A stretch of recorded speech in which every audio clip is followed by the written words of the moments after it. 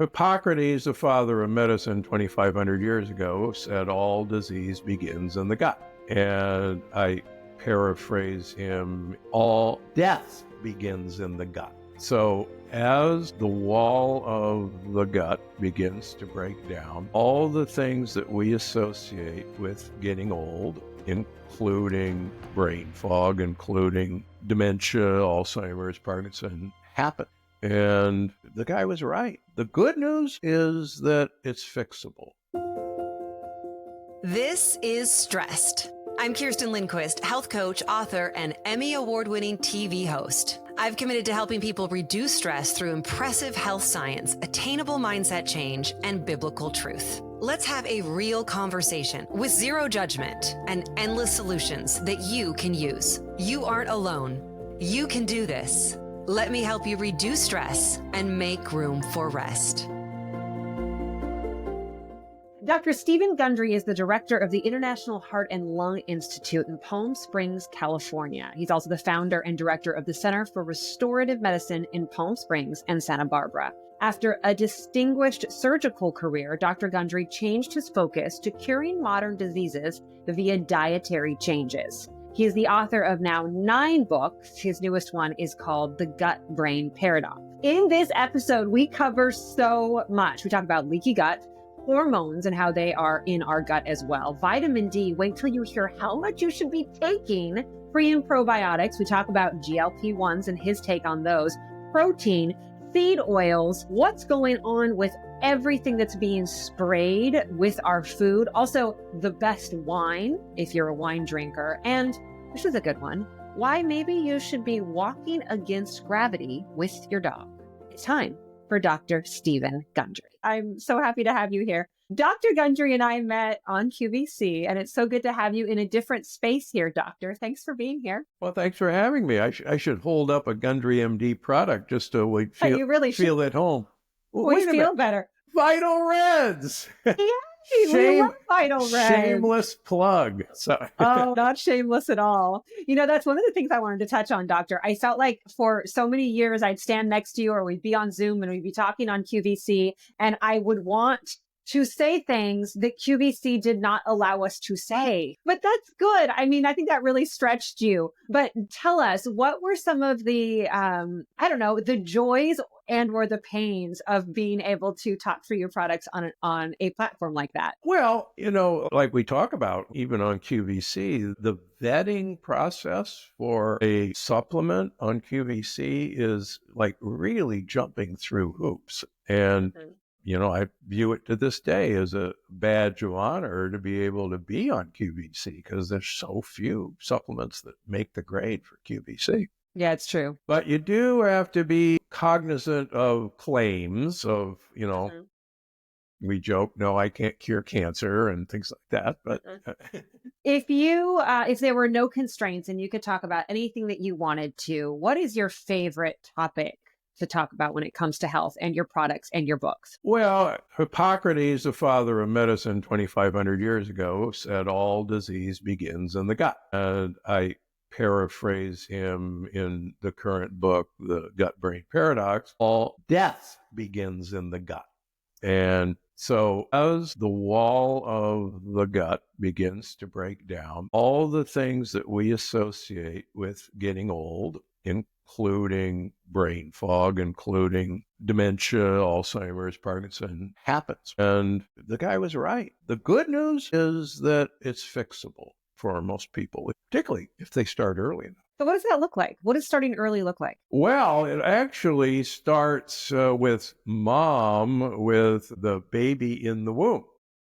Because as I write about in The Gut-Brain Paradox, we know that mother's intake of foods impact the fetus's neurodevelopment. The mother's microbiome, while baby is a fetus, impacts the neurodevelopment of the baby's brain. It also impacts the immune system development of the baby's brain. We know that the placenta has its own microbiome. There is some debate as to whether the infant itself has bacteria in it inside as a fetus. But then we know that a mother who gives birth vaginally will have a much healthier microbiome in their baby than someone who gives birth with C-section. Now, C-sections have to happen to save the mother's life or a baby's life. So we're not saying don't have a C-section. But we know that the baby coming through the birth canal gets a wonderful dose of microbiome from the mother. The other thing that surprises a lot of people is that mother's breast milk is not only loaded with important bacteria, but about 5% of all the calories in breast milk are not meant for the baby. They're meant to feed the microbiome. It's that important. And so we know, for instance, that breastfed babies do much better than bottle-fed babies just because of all. What if we can't control that? Which obviously can't. What if, we're now in our 40s and our 50s. Maybe we were born via C-section. Maybe we don't even know what our birth mothers ate. What do we do? Well, the good news is that you can turn this around really at any age. And that's what's so exciting for me. I mean, I take care of kids, I take care of teenagers with eating disorders or with depression and anxiety. I take care of a number of people with mild cognitive impairment, Alzheimer's, Parkinson's. And so kind of no matter where you are on the spectrum, it's never too late to begin to make changes in not only the health of our microbiome, or what I call our gut buddies, and also in the health of the wall of the gut, and it's those two things that really make the big difference. So what's going on in your gut obviously impacts your inflammation, correct? And inflammation is part of what is pushing the chronic disease. Explain that to me a little bit. Yeah. If people go, well, most people now agree that inflammation underlies almost all chronic diseases, whether it's heart disease, whether it's memory loss, whether it's arthritis, cancer, believe it or not, many of us believe is an inflammatory process. So people go, oh, well, I'm going to eat anti-inflammatory foods, and that's going to stop the inflammation. Well, living in California, that statement is like trying to fight a forest fire with a garden hose. And we learned how that worked a few weeks ago. It's inflammation. People have to understand that inflammation is actually coming from leaky gut. Normally, there's another California expression, good fences make good neighbors. You don't have a lot of fences in Pennsylvania, but anyhow. Or neighbors really close. That's right. You really don't. We're jammed up against each other, so I guess we have to have fences. So the wall of our gut, from our mouth all the way down to our rear end, is the same surface area of at least 1 or 2 tennis courts. So when people are watching the BNP Indian Wells Paribas tennis tournament, a couple of weeks, there's 1 or 2 tennis courts inside of us. Now, we have a design flaw. That tennis court is only 1 cell thick. So everything that we swallow, and 100 trillion bacteria, live on one side of this fence. And on the other side of this fence, 80% of all of our white blood cells, our immune system, are right there. Now, why are they there? Because mischief can come through the wall of the gut. And that's what I've been studying now for 30 years. It can be in lectins, these little plant proteins that don't like us very much. It can be from bacteria themselves. It can be from other compounds that we swallow. But when these guys come across, it's very much like every one of us has had a splinter in their finger or in their foot. And any of us know that it gets all red around that splinter. That's inflammation. That's white blood cells activating, attacking that foreign body. And we pull out the splinter, and it may actually take several days for the redness to go down because those guys were there. Think of the same thing. Think of anything coming through the wall of the gut as a splinter. And your immune system attacks it with inflammation. But it doesn't stop there. Back in the good old days, 100 years ago, this would happen every now and then. The immune system would take care of it. Everything would seal up. Back to business. Now, if anyone has kind of followed my books or if anyone's paying attention to anything, this wall is being breached every day. And your immune system, rather than having to fight a battle once every few months or years, now is constantly fighting a battle. And the immune system maybe had a 22 caliber pistol back then. Now the immune system has got Kevlar vests and AK-47s, and their fingers are on the automatic trigger. And so that inflammation is now constant, and it's not just down in our gut. Because we're under attack, our immune system calls up, among other things, to the brain. It says, oh my gosh, you don't know what's going on down here. You know, the hordes have come across the wall and they're coming up for you. And there's an immune system in our brain. And the immune system in our brain says, oh my gosh, I gotta arm myself. I gotta protect the neurons.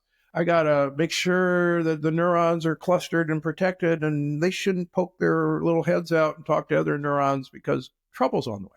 And now all of a sudden people have brain fog. Brain fog didn't exist when I was growing up. It's a new phenomenon. That does sound like a newer, although I would argue that women in menopause probably had brain fog. We just didn't call it that, right? Yeah, that in a way is a different process. We know that the microbiome changes dramatically during menopause, and that there's even a estrobolome, an estrogen-producing microbiome that changes a lot during menopause. And I would argue that a lot of menopausal symptoms are actually due to a change in the microbiome rather than necessarily hormonal. Wow. Well, but hormones and what is going on with our hormones are processed in the gut though as well, correct? That's absolutely correct. We had no idea that most of our serotonin, the feel-good hormone, great percentage of dopamine, GABA, are produced by the microbiome. We thought it was all either here or even in the nerves in our gut.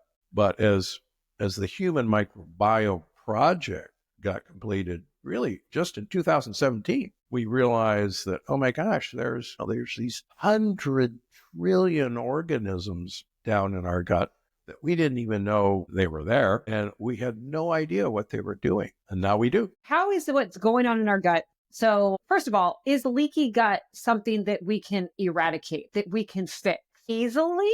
If you had asked me when I started doing this about 25 years ago, I thought you could fix leaky gut in a couple of weeks. I was very naive. We can measure leaky gut. There are a number of companies that measure it. We can quantify it. We can watch it heal. And quite frankly, it takes most people 9 months to a year to heal leaky gut. It's that long a process. Wow.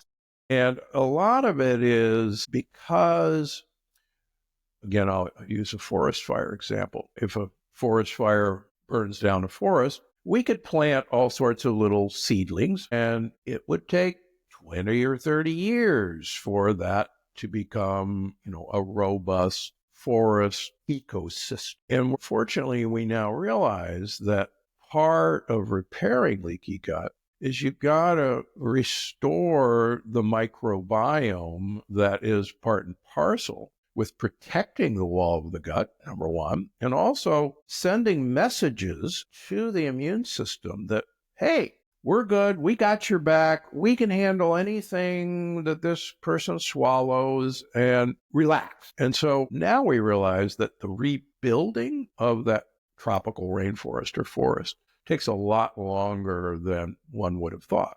But it's just like planting little seedlings. It takes a long time to grow. And so what do we do? Does this come from our food? Although you said, it's not enough to just eat antioxidant food. And then that's a whole other conversation about how the quality of our food.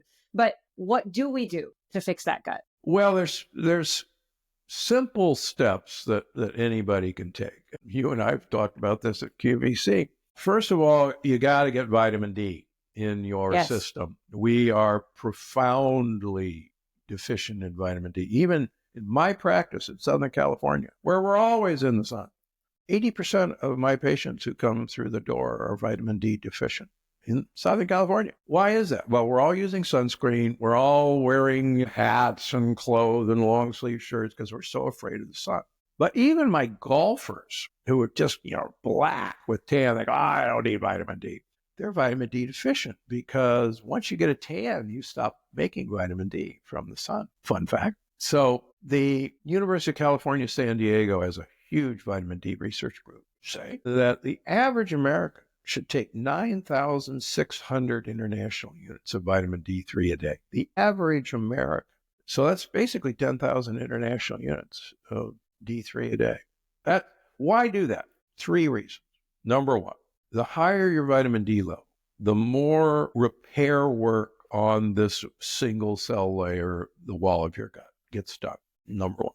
Number two, the higher your vitamin D level, the more diverse the microbiome is, the more diverse this tropical rainforest is. And to quote Hillary Clinton, it takes a village. And you need a literal village of all these denizens to have a proper microbiome. Number three, vitamin D normally tells the immune system to calm down, to not be so excitable. And we've learned from autoimmune research that the immune system in autoimmune disease does not listen to vitamin D well. And you actually have to hit them over the head with a sledgehammer of vitamin D to get them to, hey, pay attention, calm down. So those are 3 really important reasons for vitamin D. So how much do you recommend? Well, so during COVID, I told everyone who would listen to double their vitamin D. If you're traveling, double your vitamin D. Bare minimum is 5,000 international units a day. I personally take 10,000. My wife takes 10,000. That's the recommendation of the University of California, San Diego. I have never seen vitamin D toxicity, and I've been measuring it for 30 years, every 3 months. That was going to be my follow-up question. I always get, can you overdose on vitamin D? Never seen it. The University of California has not seen it, even at 40,000 international units a day. Dr. Hollick, the dean of vitamin D research at Boston University, has seen it once in his life in a physician who, by accident, because of a mislabeled compounding pharmacy, was taking 1 million international units of vitamin D3 a day for 6 months. Now, and I've told this on other podcasts, if I feel personally that I'm coming down with something, I'll take 150,000 international units of vitamin D3 3 days in a row. That's virtually 500,000 international units of vitamin D3. And in just 3 days. In 3 days. And I'm not dead yet. In fact, just yesterday, I saw a patient, a woman in her 40s, who her vitamin D level was in the vitamin D. I like vitamin D levels of 100 to 150 nanograms per milliliter. Most doctors are taught that your vitamin D, if it's above 80, you're toxic. That's not true. So her level was 253, and she had a normal calcium level. Her kidney function was excellent, blah, blah, blah. And I said, I know we have you on a lot of vitamin B, but yeah, we probably don't need that much. She said, that. I did what you told me to do because my husband got really sick and I didn't want to get it. So I had just loaded with vitamin D. And I said, well, this is perfect. Your calcium isn't high, your kidneys are fine. Look at that huge vitamin D. Good for you. Vitamin D, though, when you test it, is it very reactive to the couple of days before, or is it a snapshot of over time? Well, vitamin D is a fat-soluble vitamin, so it will stick around. So vitamin D levels are pretty good for, here's what it is. But yeah, you can boost it, but it's pretty stable. I think I cut you off. Now, you said number 2. We were back there with the vitamin D before I asked you how much. So number 2, now, nobody has to follow my advice to take 150,000 international units. Some people like to take 50,000 for 3 days. My wife does that. But I'm just trying to make a point that I'm not dead following my advice. And also that vitamin D and immunity are intricately linked, which is very important. Incredibly. In fact, if you actually, and I've written about this in the longevity paradox, if you look at super old people, they have very high vitamin D levels, and high vitamin D levels correlate with longevity. I think because it protects the wall of the gut. Okay, second thing that people can do. Almost everybody now knows about probiotics, friendly bacteria. People are beginning to understand prebiotics, which are the food that friendly bacteria need to eat the gut buddies. And newer concept are postbiotics, and those are the things that bacteria make after they eat the prebiotics. So we'll get to each of those. So prebiotics primarily are soluble fiber. One of the soluble fibers is called inulin. Inulin is present in asparagus, in artichoke hearts, in the chicory family of vegetables. Radicchio, that red lettuce thing that you see in the grocery stores now. Belgian endive, looks like a tulip. Those are all chicory family. I just had a huge chicory salad at dinner last night. Anyhow, so you can also buy inulin as a supplement. So there's a husband and wife microbiology team at Stanford University by the name of the Sonnenbergs. And they took some people, gave them a bunch of inulin, and looked at their gut microbiome diversity and looked at their inflammation markers. And despite giving them all this prebiotic fiber, their gut microbiome diversity did not get better, and their inflammation markers did get better. And they go, well, wait a minute, we're feeding what they want. They said, yeah, but maybe there's a few steps missing that we're not accounting for. So they did the same experiment, but this time they had these people eat postbiotic containing foods. These are fermented foods.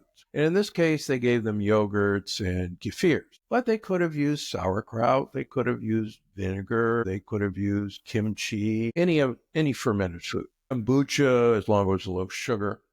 Then they gave them inulin. Then and only then did the gut microbiome diversity increase and the inflammation markers decrease. So it took these postbiotics, product of fermentation, with the prebiotics to get what we're looking for. So the takeaway is, yeah, you got to get prebiotic fiber into your diet, but you also got to get fermented foods or the product of fermentation.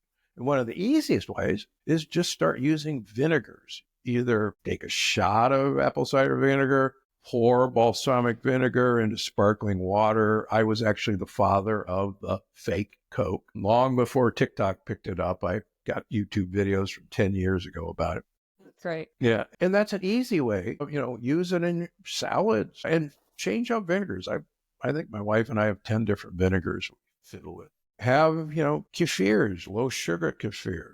Be careful about yogurts, preferably of goat or sheep milk yogurts or even coconut yogurt. And please buy the unsweetened kind. Don't get the fruit on the bottom kind or even the vanilla flavor. It's pure sugar. No, that's what, hold up the Vital Reds again. That's when you add the Vital Reds. Yeah, that's exactly to right. your yogurt.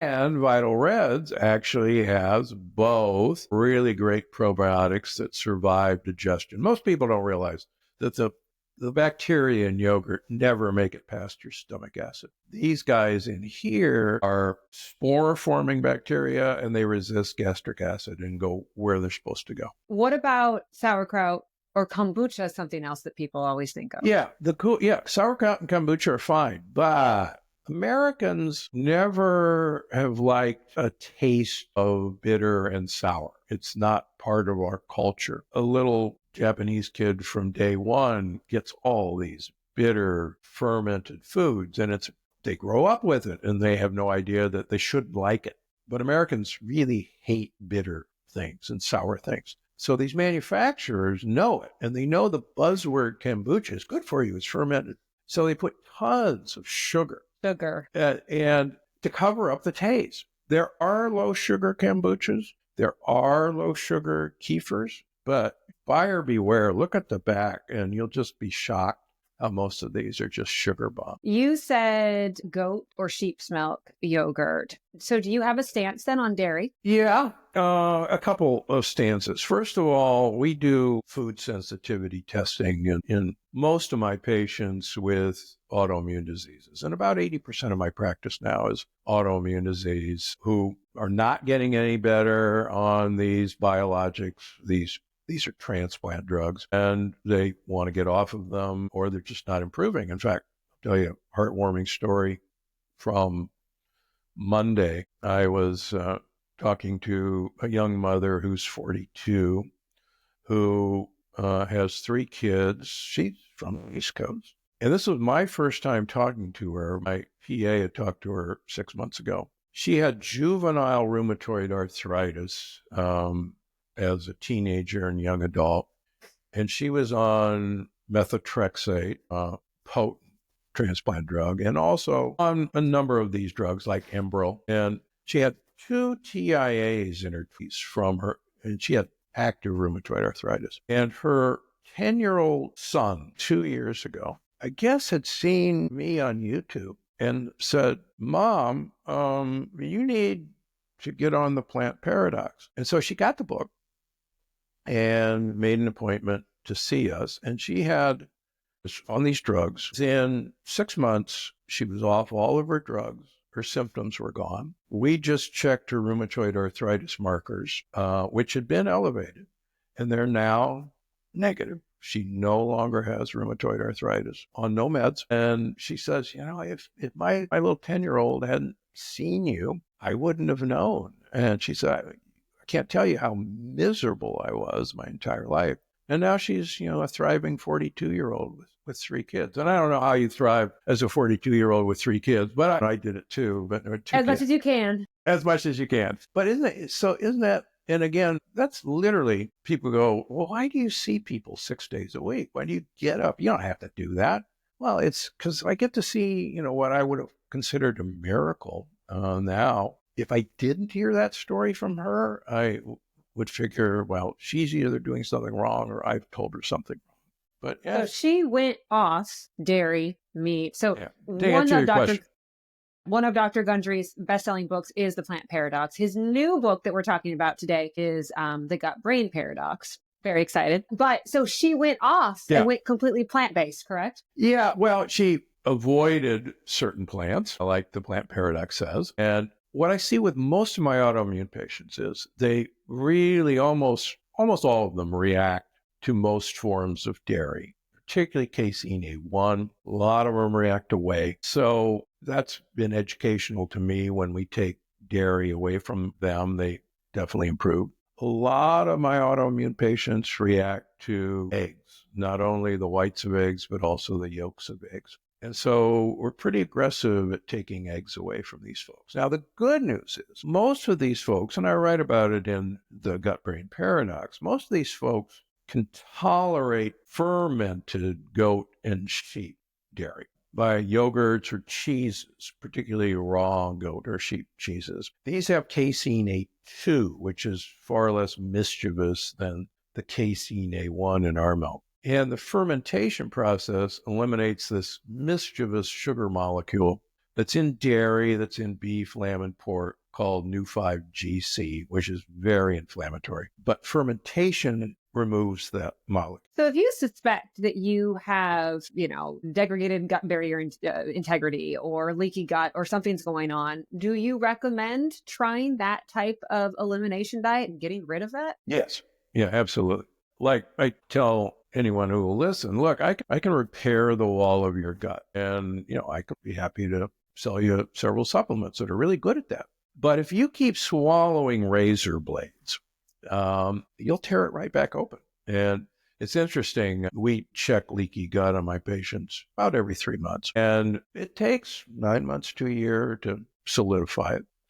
Over the holidays, we begin to see, even some well-meaning patients, some leaks in the barrier. And I went to my sister's house for Thanksgiving or Christmas and, have to be nice sort of thing. And you can watch it happen.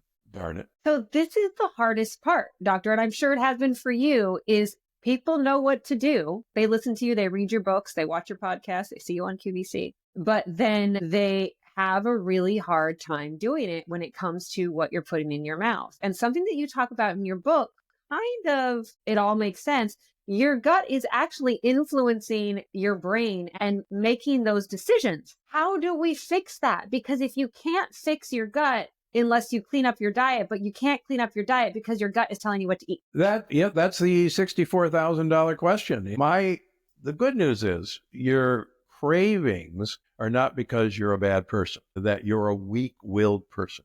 Your cravings, like the book shows are actually directed by these sugar-seeking microbiome or these fat-seeking microbiomes. And they're literally dictating what you have to do is we know what these guys need to survive. And it's totally different than what the gut buddies need to survive. And it's competition for territory. And the bad guys are, lack of a better word, they're kind of upstream of the good guys. And they get all the stuff that are in processed food. And they're doing great. And there's nothing left over for the good guys. And what happens, interestingly enough, is the good guys never get what they need to eat. And they're actually sending messages to the brain going, what the heck? I heard you chewing up there. Nothing got down to me. Would you go please get some more? And of course, we reach for another snack or another candy bar or whatever. And the bad guys grab it before anything filters down. So part of the book is, look, give those guys what they need to eat. And once you do that, number one, the bad guys can't eat that stuff, which is encouraging. But once you give those guys what they need to eat, they'll tell you everything's fine. And you literally don't have to have these cravings. It's called the gut-centric theory of hunger, and it's been proven really well in human volunteers looking at hormones like GLP-1. The gut bacteria, if things are correct, make GLP-1 to tell your brain, we're great, you're full, well, you don't have to go find anything else. So people should realize that GLP-1 came from gut bacteria. And they made it to tell your brain, yep, we're good. Thanks a lot. And now we're injecting ourselves with it. How do you feel about that? Do you have a stance? Yeah, I won't give it to anyone. It's one of those dangerous drugs. Yes, will it make you lose weight? Sure. But about 40 to 45% of your weight loss is muscle mass. And every study of long-term use of this drug shows that every human being plateaus on their weight loss after about a year. And when people plateau, they go off of it and their weight overshoots from where they started because muscles are the customer that eats the food that we eat. And so the long-term consequence of this drug in animal studies, almost 100% of animals on long-term, any of these GLP-1 agonists have inflammation in their pancreas. And why anyone would want inflammation in their pancreas is beyond my comprehension. So I won't give it. I did hear about a study that they were doing with GLP-1s and Alzheimer's. Did you hear something about that? Yeah. So, it will change your eating behavior and you will eat less. And eating behavior drives Alzheimer's. But the drug companies know full well that once you're on this drug, you're on it for life. And again, we don't know yet, except from animal studies, the downside long-term consequences of these drugs. That's why there's warning labels. We know you're going to get pancreatic inflammation. A certain percentage of the population is going to get thyroid cancer or pancreatic cancer. And that's why you see those things at the bottom of the screen. Oh, if you feel a lump in your neck, call your doctor. If you have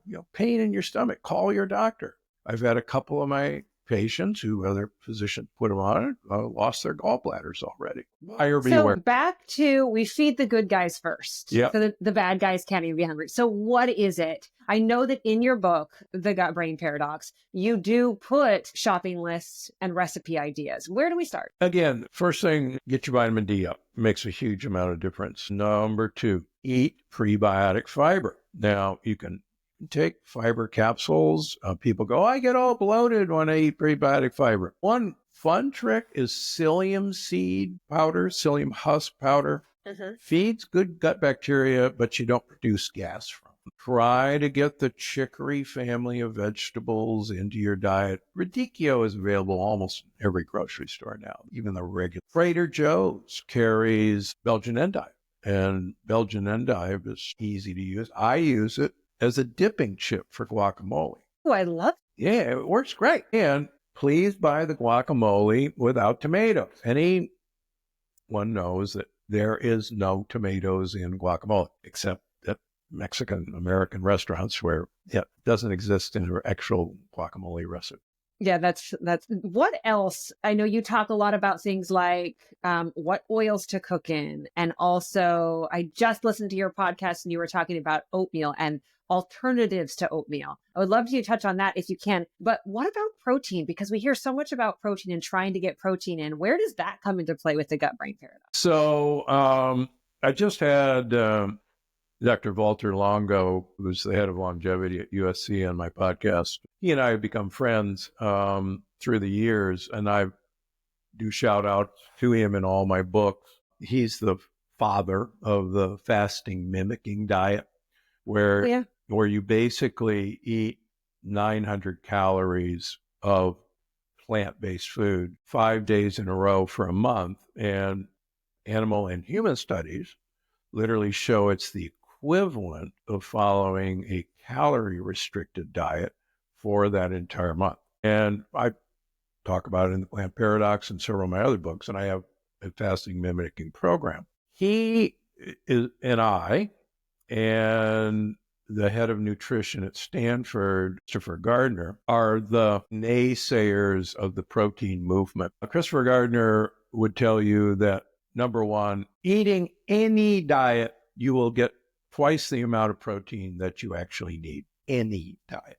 The average American, so the recommendations for protein for America is based on basically a bell-shaped curve of how much protein you need. And the way it's worked is you have to cover 95% of the needs of all Americans. So most Americans need half of the recommended daily allowance of protein. And most Americans are eating at least twice the recommended daily allowance of protein. So most Americans are actually consuming 4 times the amount of protein they need. Sorry about that. And what people do not realize is that we have no storage system for protein except our muscles and our bones, but those are not storage systems for proteins. We have a storage system for carbohydrates. It's called fat.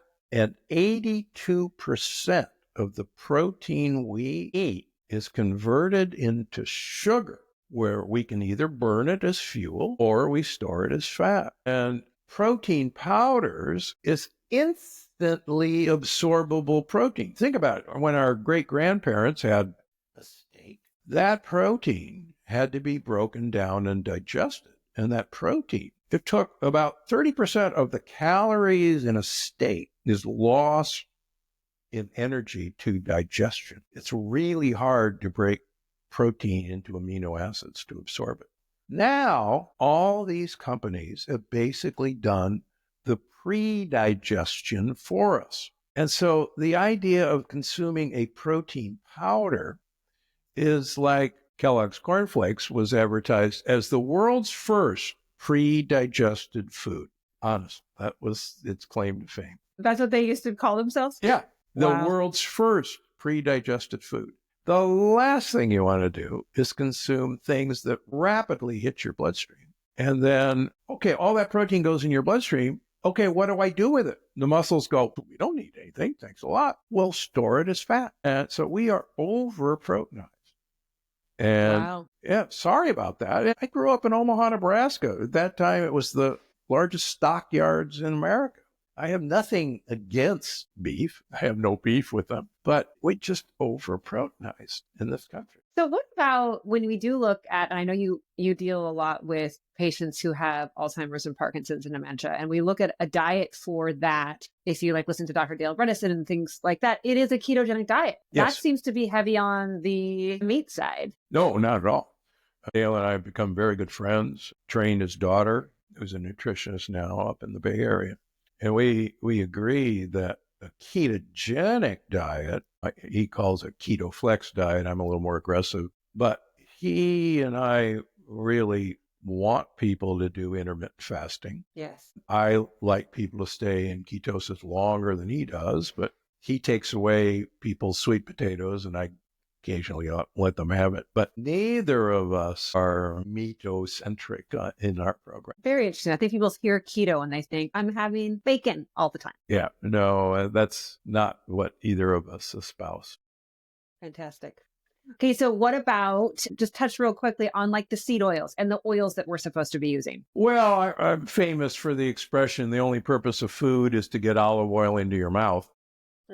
And some of my metabolic insufficient, metabolic inflexible patients, I literally tell them that they should be a gorilla who lives in Italy. And by that, I mean you should be eating a lot of leaves and pour olive oil on it. And that's pretty doggone good recommendation. On the other hand, people, just because some oil came from a seed doesn't make it Satan's handiwork. And we've gotten overboard on these, quote, seed oils are evil. There is a very important oil, seed oil, called perilla oil or flaxseed oil that is mostly alpha-linolenic acid, a short-chain omega fat.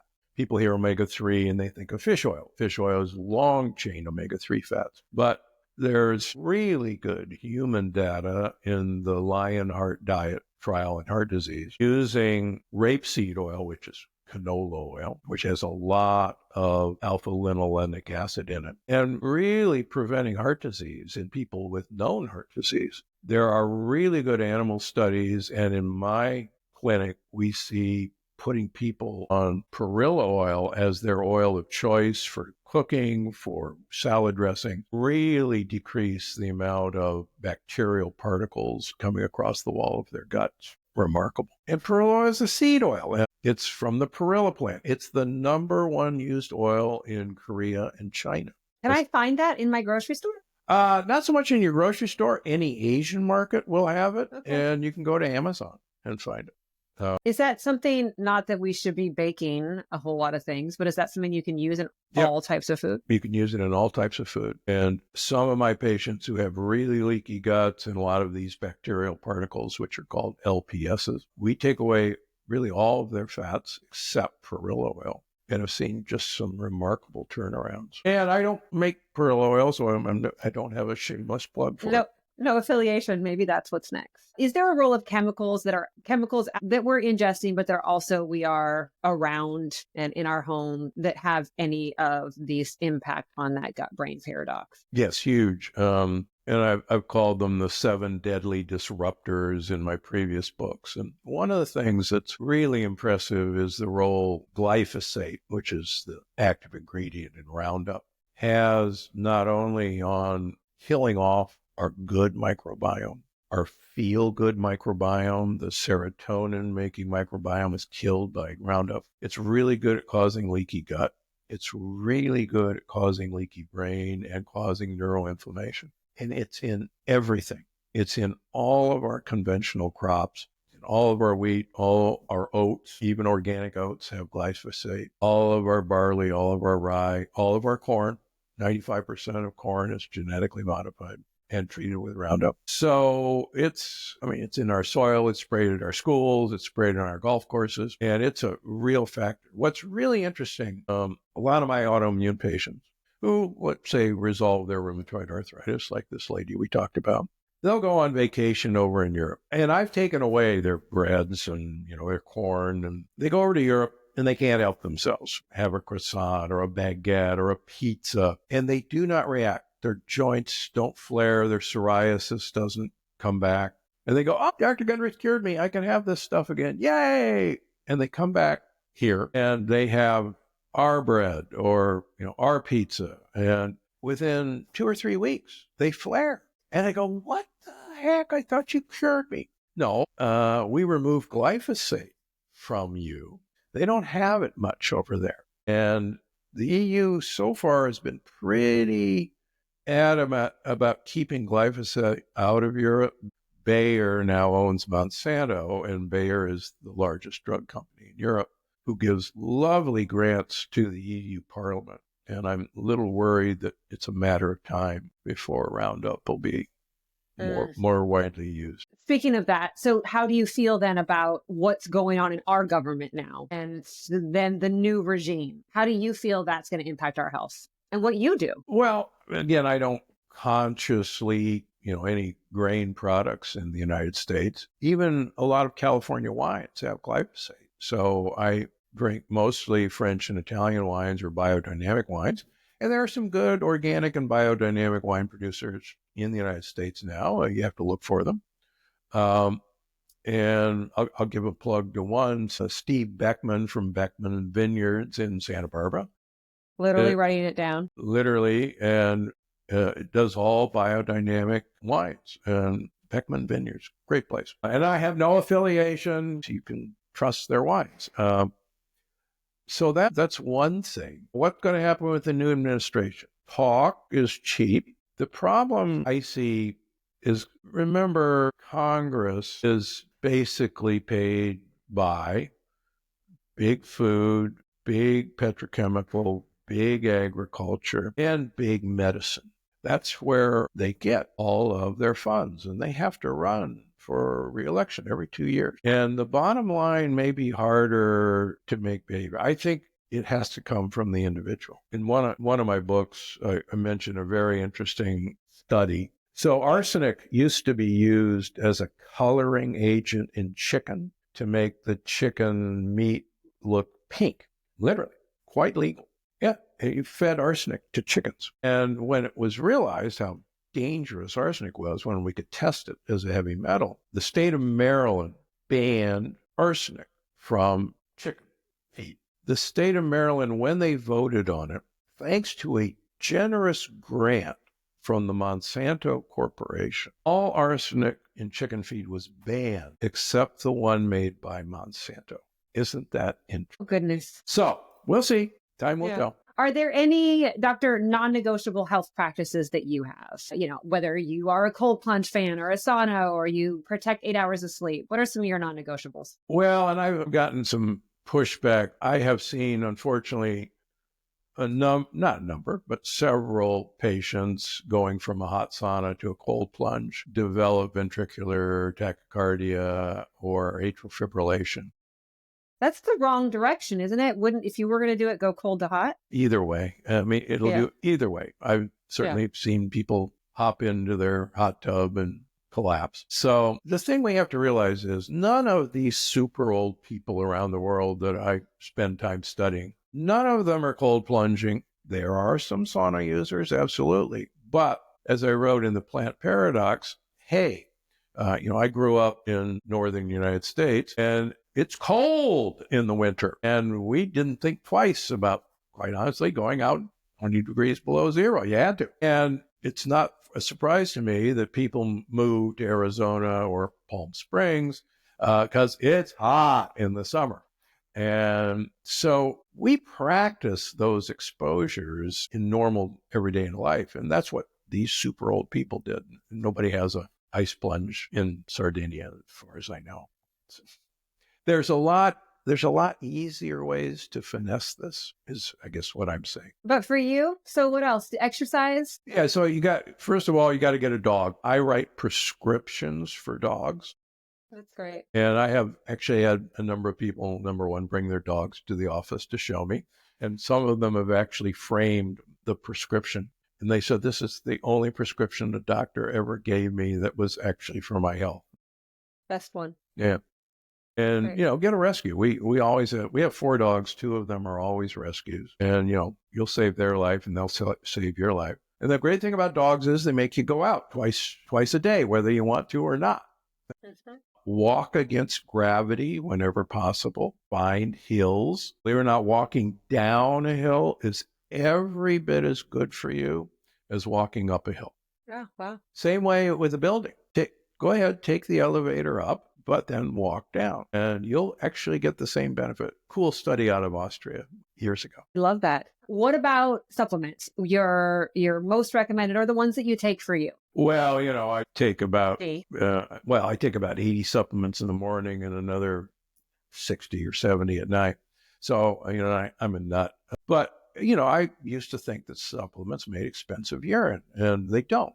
We can measure their effects. And for instance, one of the things that surprised me when we started measuring coenzyme Q10 levels in people's blood is that most adults over the age of 50 don't manufacture enough coenzyme Q10. So you have to supplement with it, and it's cheap. Half of Americans have a mutation of what we call the mother effer gene, the MTHFR mutations, and they really should take methyl B12 and methylfolate, and they should put the methyl B12 under their tongue. So those are something. Fish oil is incredibly important. There's really good studies showing that people who have the highest levels of these omega-3s in their blood have the biggest brains and the biggest areas of memory, the hippocampus, and the people with the lowest levels have the most shrunken brains and the smallest areas of memory. Your brain is 70% fat, and half of that fat is basically fish oil.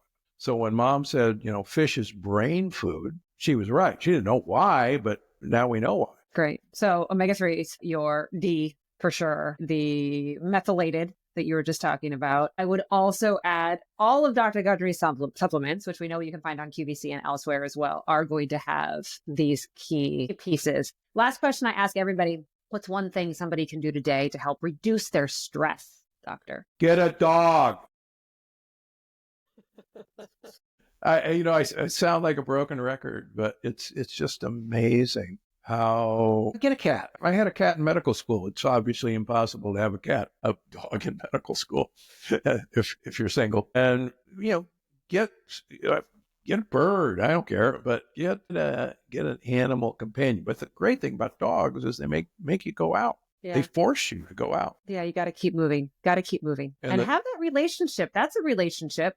Exactly. Very important. Just remember, your dog is the only one who really will pay attention to your complaining. This is true. Always. Always. The new book is out, and it is the Gut-Brain Paradox, and it is remarkable. It's going to teach you a lot. There's a lot of great key takeaways, but your other books are just as important. So please check all of those out as well. Where else can we find you, Dr. Gundry? Well, the Dr. Gundry podcast. Fantastic. My YouTube channel, Instagram. Hopefully I appear waving at you when you're scrolling with some important message, et cetera, et cetera. Absolutely. GundryMD.com, drgundry.com.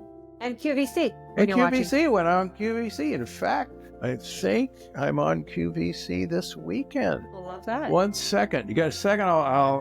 We won't be airing this, but yes, still. Noon on Saturday. You're on Saturday Morning Q with Alberti and Allie. I love it. I'll miss you. I know. I mean, we need you back. Come on. I know. Well, you never know. We'll see. All right. But it was so wonderful to have you here with me. Thank you so much, Dr. Gundry, for spending the time. Great to see you again. Coming up on the next episode of StRest, one of my dear friends, Courtney Kaysen. You might remember her from QVC. She also works with the beauty brand Givenchy. But we have bonded not only in our shared careers, but also over our struggles in creating families. April 21st, that whole week is Infertility Awareness Week. And so I'm having Courtney on to talk about her infertility story. She is the mother of 2 beautiful boys, but it came very, very, very hard fought. So we're going to talk not only about her infertility story, you'll also hear some of mine, but we're going to talk about what you can do to help the people around you who might be going through that, and maybe you're one of them as well. It's a heartfelt episode of StRest with Courtney Kaysen. If you're enjoying the show, don't forget to subscribe and leave a review on your favorite podcast platform. Your reviews help others find the podcast and join our community. Follow me on social media at Kerstin.Lindquist for daily tips and inspiration. And visit my website at www.Kerstin-Lindquist.com to sign up for our newsletter and receive exclusive content. The information provided in this podcast is for informational and educational purposes only and should not be considered a substitute for professional medical advice, diagnosis, or treatment. Always seek the advice of your physician or other qualified health provider with any questions that you may have regarding a medical condition. The host of this podcast is a certified health coach and medical researcher, not a licensed medical professional, and the content shared does not constitute medical advice. While we strive to provide accurate and up-to-date information, we encourage you to do your own research and consult with your healthcare provider before making any changes to your healthcare treatment plans.